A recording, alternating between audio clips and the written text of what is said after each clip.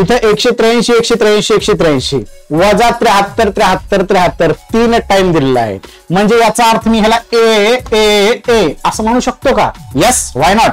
या ठिकाणी याला ए चा घन म्हणता येईल मला. आणि इथं मला बी बी बी म्हणजे बी चा घन, या दोघांमध्ये वजाचं चिन्ह आहे. पॉइंट क्लिअर होतोय. तुम्हाला सूत्र प्रत्येक पाठ असणं गरजेचं नाहीये, पण हाताखालून जर गेला असेल तर असे प्रश्न क्विकली तुमचे आन्सर येतात. इथं दोघांमध्ये वजाचं चिन्ह आहे म्हणजे पहिल्या दोन पदाची तर 100% वजाबाकी असेल, ए वजा बी. आता सर याचा विस्तार पुढचा आठवत नाही, पण हे एवढे भारी असतात की आपल्याला सगळा विस्तार दिला असतो. इथं बघा ए चा वर्ग, ए ए आहे ना, इथला ए इथं मानला, ए चा वर्ग अधिक ए बी आणि इथं बी चा वर्ग आहे. याचा अर्थ तुम्हाला इथं पुढं ए चा वर्ग अधिक ए बी अधिक बी चा वर्ग हा फॉर्म्युला पाठ नसला तरी पाठ झाला.